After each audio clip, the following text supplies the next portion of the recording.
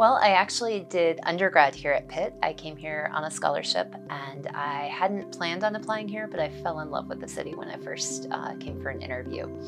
I loved my time as an undergrad here and I wasn't planning on staying, but I ended up getting a job and working in Pittsburgh.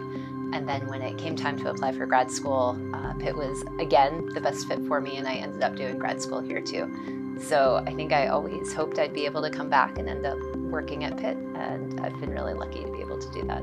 I teach the big 400-person Intro to Psych lecture, which is maybe my favorite class to teach. It's a whole experience of its own, but it's also really fun to get to work with so many first-year students, to work with so many people who have never taken a psych class before and to try to convince them that it's interesting and worthwhile and relevant to their lives. I also enjoy that I have so many students who are not majors in that class, so people are coming in with a variety of perspectives and things that they might use psychology for after the class, which is really cool. I teach cognitive psychology, which is my area of training, and I teach that in an online format, again, mostly for non-majors.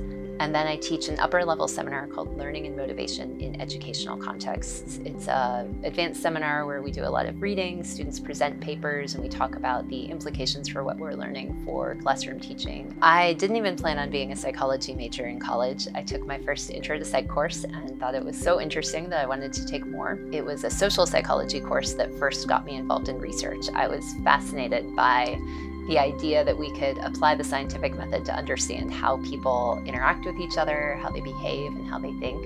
And I ended up working in a lab here at Pitt as an undergrad for a year. That taught me a lot about psychology research.